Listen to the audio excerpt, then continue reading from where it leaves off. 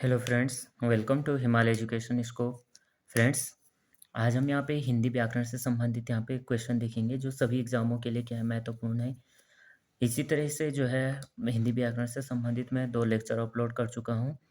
यहाँ पे मैंने कुछ क्वेश्चन लिए हैं और कुछ यहाँ पे जो है यहाँ पे मैंने जो है क्वेश्चंस ले रखे हैं और क्वेश्चंस के साथ-साथ मैंने यहाँ पे टॉपिक ले रखा है और यहाँ पे किस तरह से अयोवा, अल्पपुराण, महापुराण इस तरह से हम इन्हें क्या करेंगे, समझेंगे कि कौन-सा जो है अल्पपुराण किस तरह से है, महापुराण क्या है।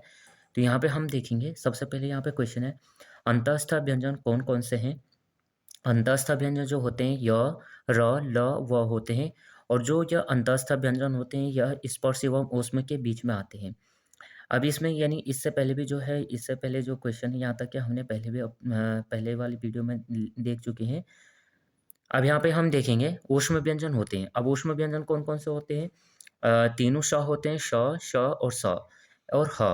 यानी उच्चारण में यानी यहाँ पे क्या होता है ऊष्म व्यंजन यानी ऊष्म व्यंजन क्या है कि इसमें क्या होता है, मुख से क्या निकलती है गर्म हवा निकलती है और क्या होता है एकदम से यानी जैसे श यानी तो क्या होता है एकदम थोड़ा क्या लग दबाव लग रहा है। तो जिस तरह से यानी ये क्या हमारे ऊष्म व्यंजन है। अगला है अयोगवाह वर्ण। अयोगवाह वर्ण क्या है? अनुस्वार और विसर्ग। यानी जो भी क्या है अनुस्वार होंगे और विसर्ग होंगे वही हमारे क्या होंगे अयोगवाह वर्ण होंगे। और जो ये अयोगवाह वर्ण और विसर्ग हैं जो क्या है ये स्वर और व्यंजन दोनों होते हैं। जैसे यहाँ पे अंगः स्वर द्वारा, कंकः व्यंजन द्वारा यानी अंग अह, कं कह ख जैसे खं खः, गं गः ये हमारे क्या है अयोगवाह वर्ण है। अगला अगर हम देखेंगे अल्पप्राण। अल्पप्राण हमारे क्या होते हैं? सभी स्वर वर्ण वर्गों के प्रथम, तृतीय और पंचम वर्ण अनुस्वार और अंतस्थ व्यंजन आती हैं। और जो अल्प प्राण हैं वो टोटल कितने होते हैं 31 होते हैं यानी 31 होते हैं। यहाँ पे इन्हें हमने क्या करा जो अगले उसमें देखेंगे यानी अभी हम देखेंगे इनको हम मैंने क्या कर रखा है विस्तार से ले रखा है कि किस तरह से जो सभी वर्ग वर्ग हैं यानी वो किस तरह से जो यानी यहाँ पे जैसे कि वर्ग का यानी वर्गों के वो जैसे क च ट त प ये हैं सभी में क्या है कि किस वर्ग में कौन सा प्रथम चरण है, कौन सा द्वितीय चरण है, कौन सा तृतीय वर्ण है, कौन सा है। तो इस तरह से इनको हमने क्या कर रखा है अलग-अलग ले रखा है। तो यानी जो अल्प प्राण होते हैं वो कौन-कौन से कि वर्ग स्वर वर्ण और वर्गों के प्रथम, तृतीय और पंचम वर्ण अनुस्वार और अंतःस्थ व्यंजन जो आते हैं अल्पप्राण में आते हैं। अगला है महाप्राण। महाप्राण क्या है? सभी वर्गों के द्वितीय और चतुर्थ व्यंजन, विसर्ग और ऊष्म व्यंजन आते हैं। इनकी जो कुल संख्या है वो कितनी है 15। इन्हीं महाप्राण वो हैं कि जो वर्ग होते हैं जो क, च, ट, त, प में क्या है वर्ग हैं। पहला ये दूसरा वर्ग और चतुर्थ वर्ग और जो क्या होते हैं विसर्ग होते हैं और ऊष्म व्यंजन आते हैं। ऊष्म व्यंजन कौन-कौन से? श, श, श तो ये सभी किसमें आते हैं? महाप्राण में आते हैं। अगला हम देखेंगे ये स्पर्श व्यंजन वर्णों को ही वर्गीय व्यंजन कहा जाता है। यानी जो हमारे स्पर्श व्यंजन होते हैं उन्हीं को हम क्या बोलते हैं? वर्गीय व्यंजन कहते हैं। स्पर्श व्यंजन को जो है 5 भागों में बाँटा गया है। अब हम यहाँ पे देखेंगे 5 भागों में किस तरह से उन्हें बाँटा गया है। अब यहाँ पे हम देखेंगे कि स्पर्श जो व्यंजन होते हैं, स्पर्श व्यंजन यहाँ पे देखेंगे कि कितने वर्गों में बाँटे गए? 5 वर्गों में। अब यहाँ पे देखेंगे उच्चारण की दृष्टि से यानी कौन-कौन से जैसे कंठ से, तालु से, मूर्धा से, दंत से, ओंठ से, यानी किन से हम इन्हें इनका इस उच्चारण हम कर सकते हैं। यहाँ पे देखेंगे अब ये क्या है क वर्ग जैसे क वर्ग में क, ख, ग, घ, घ, च वर्ग च, छ, ज, झ, य, ट वर्ग में ट, ठ, ड, ढ, अण, त वर्ग में त, थ, द, ध, न, प वर्ग में प, फ, ब, भ, म। अब जो क वर्ग है क वर्ग को हम क्या कहेंगे उच्चारण जो होगा कंठ से होगा यानी कंठ से होगा।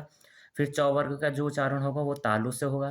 त वर्ग का उच्चारण होगा मूर्धा से यानी मूर्धन्य से बोल सकते हैं। त वर्ग का उच्चारण होगा दंत से यानी दांतु से और त जैसे हम त, थ पावर का उच्चारण होगा ओंठ से यानी ओंठों से, ओष्ठ से। अब इसी में जो ये हमारे क्या होते हैं और हमारे होते हैं स्वर, यानी स्वर देखो कंठ से हम क्या कह सकते हैं आ और फिर विसर्ग भी आते हैं इसमें और ह। फिर क्या आएगा च वर्ग में क्या आएगा ई, फिर य और श। फिर आएगा ट वर्ग में री, र और श। फिर त वर्ग में दंत आएगा यानी त वर्ग में दंत से इनका उच्चारण होगा और क्या आएगा श। अब यहाँ पे देखते हैं प वर्ग को क्या है ओष्ठ से बोला जाता है और जो इसमें हमारे स्वर इस्तेमाल प्रयोग किए जाते हैं उ और ऊ। अब यहाँ पे हम देखेंगे सबसे पहले हमारे यहाँ पे आते हैं अल्प प्राण और महाप्राण। तो यहाँ पे सबसे पहले यानी जो इस तरह से हमने क्या कर रखा है इन्हें कॉलम में ले रखा है, यानी पहला वर्ग, फिर तीसरा वर्ग और फिर पांचवा वर्ग। तो यानी इस तरह से हम लिख सकते हैं इन्हें कि प्रथम जो पहला वर्ग है यानी अल्प प्राण, फिर दूसरा क्या आ जाएगा महाप्राण, फिर तीसरा आ जाएगा अल्प प्राण, फिर आ जाएगा महाप्राण, फिर आ जाएगा अल्प प्राण। यानी इस तरह से हम लिखेंगे, इनको लिखेंगे यानी क च ट त प, ये सभी हमारे अल्प प्राण हैं। फिर महाप्राण में ख छ ठ थ फ, ये हमें क्या रहे महाप्राण है। इस तरह से हम इनको अगर लिखते हैं अल्प प्राण करके, यानी इस तरह से हम क्या बनाएंगे, एक सीक्वेंस बनाएंगे तो हमें क्या आ जाएंगे, समझ में आ जाएंगे कि यानी हमारा अल्प प्राण ये है, महाप्राण ये है। यानी पहली वाली जो हमारी सीक्वेंस बनेगी वो अल्प प्राण बनेगी, फिर हमारी महाप्राण वाली बनेगी, फिर अल्प प्राण बनेगी, फिर महाप्राण, फिर अल्प प्राण बनेगी। इसी तरह से अगर हम देखेंगे कि अघोष और सघोष, तो पहला हमें कुछ नहीं करना है यहाँ नहीं, यानी पहला जो अल्प प्राण है और दूसरा यानी पहला अल्प प्राण और पहला महाप्राण, यानी पहली बार ये है ना अल्प प्राण और फिर यह है महाप्राण। इन दोनों का जो पहले है यानी पहला और दूसरा ये क्या है अघोष है, ये सभी क्या है अघोष है। और इसके साथ जो अघोष कौन कौन से, फिर तीनों सौ यानी जो ऊष्म व्यंजन है वो क्या है अघोष है। फिर जो तीनों सौ हैं वो तीनों सौ क्या है महाप्राण है, यानी तीनों सौ क्या है महाप्राण भी हैं और ऊष्म व्यंजन भी हैं। अब यहाँ पे हम देखेंगे सघोष, सघोष या घोष, तो ये कौन कौन से हैं, तीसरा चौथा और पांचवा, यानी तीसरा वर्ग, चौथा वर्ग और पांचवा वर्ग किसके अंदर आता है, हमारा सघोष वर्ग के अंदर आता है। यानी हम देखेंगे यहाँ पे सघोष वर्ग हमारे कौन कौन से हो जाएंगे, सघोष हो जाएंगे हमारे ग घ ग, फिर चौ वर्ग में ज झ य, ट वर्ग में ड ढ अण, और त वर्ग में द ध न, प वर्ग में ब भ म। यानी अब फिर हमारा जो सघोष और अल्प प्राण, यानी सघोष और अल्प प्राण हमारे कौन कौन से हैं, य र ल व ह। य र ल व ह हमारे क्या हैं सघोष भी हैं और अल्प प्राण भी हैं।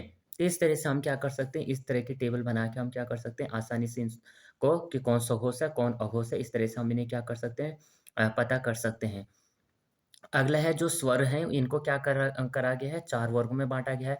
सबसे पहले जो स्वर हैं समृद्ध स्वर। अब समृद्ध स्वर यानी देखेंगे समृद्ध स्वर कौन-कौन से होते हैं, ई, फिर उ और ऊ, यानी ई और ऊ और ऊ। अगला अर्ध समृद्ध स्वर यानी ए, आई, ओ और आओ। फिर अर्ध विरवित स्वर ये है अ और विरवित स्वर है आ। फिर हम देख लेते हैं व्यंजन। अब व्यंजनों को क्या कर रखा है, कितने वर्गों में बाँट दिया गया, 8 वर्ग में, यानी व्यंजनों को 8 वर्गों में बाँटा गया है। यानी सबसे पहले स्पर्श व्यंजन। स्पर्श व्यंजन कौन-कौन से होते हैं, क, ख, ग, घ, च, छ, ज, झ, ट, ठ, ड, ढ, त, थ, द, ध, प, फ, ब, भ। यानी ये कहीं न कहीं क्या होते हैं, स्पर्श होते रहते हैं। फिर ये है स्पर्श संघर्षी व्यंजन। ये क्या है, न, छ, ज और झ। यानी ये क्या है, इनके साथ क्या होता है, घर्षण भी होता है और क्या होता है ये स्पर्श भी करते रहते हैं। अगला है संघर्षी व्यंजन म, श, ह, ख, ग, ज, फ और व। ये हमारी क्या है संघर्षी व्यंजन है। फिर हमारा क्या है अनुनासिक। अनुनासिक व्यंजन हमारे कौन-कौन से हैं, ज्ञ, य, अण, न, म और अनुस्वार। फिर आता है हमारा पार्श्विक। पार्श्विक हमारा क्या है, ल है और फिर आता है हमारा लुंठित परकपी, ये हमारा र है। फिर है उत्तक्षिप्त, ये है ड और ढ। अर्धस्वर ये है य और व। फिर उच्चारण की दृष्टि से अब यहाँ तक हमने पढ़ा 8, यानी जो व्यंजन हमारे कितने वर्गों में, 8 वर्ग में, स्पर्श व्यंजन, स्पर्श संघर्षी व्यंजन, संघर्षी व्यंजन, अनुनासिक, पार्श्विक, लुंठित परकंपी, प्रगपी, उत्तक्षिप्त, अर्धस्वर। अब अगला देखेंगे हम उच्चारण की दृष्टि से क्या है, वर्णों को किस तरह से बांटा गया है। तो सबसे पहले होता है वर्तस्य वर्ण। तो वर्तस्य वर्ण हमारा कौन है, ल है। फिर है कंठ तालव्य वर्ण कौन है, ए और आई। फिर कंठोष्ठ वर्ण कौन है, ओ और आओ। फिर हमारा जो है दंतोष्ठ वर्ण, दंतोष्ठ वर्ण हमारा कौन है, व। नासिका वर्ण हमारा क्या है, नासिका वर्ण जो हमारे होते हैं पंचमाक्षर और अनुस्वार। फिर है अलजीव वर्ण जो हमारे क, ख, ग, ज और फ, ये हमारे क्या है अलजीव वर्ण है। तो यानी इस तरह से हम क्या कर सकते हैं व्यंजनों को, यानी किस तरह से व्यंजन को 8 वर्गों में बांटा गया, इनको हम पता कर सकते हैं कि कौन हमारे स्पर्श व्यंजन है, कौन अनुनासिक है, कौन पार्श्विक है, और किस तरह से हम अघोष और सघोष वर्णों को हम यहाँ पे पहचान सकते हैं कि कौन हमारा अघोष है, कौन हमारा सघोष है। क्योंकि फ्रेंड्स यहीं से क्या होते हैं सभी जो एग्जाम में क्वेश्चंस इसी बीच-बीच से क्वेश्चंस उठाए जाते हैं कि जैसे र कौन से यानी व्यंजन के कौन से वर्ग से र कहाँ से है, तो हम क्या कह सकते हैं लुंठित परकम्पी से, यानी उसमें ऑप्शन रहेगा तो लुंठित, इस तरह से कोई भी ऑप्शंस वहाँ पे रह सकता है। जैसे लौ है कि लौ क्या है, वर्तस्य वर्ण से लौ है, और वो यानी व्यंजन, अगर व्यंजन से पूछा जाएगा, उच्चारण की दृष्टि पूछेगा तो उच्चारण की दृष्टि से क्या हो जाएगा, वर्तस्य वर्ण क्या हो जाएगा, लौ हो जाएगा।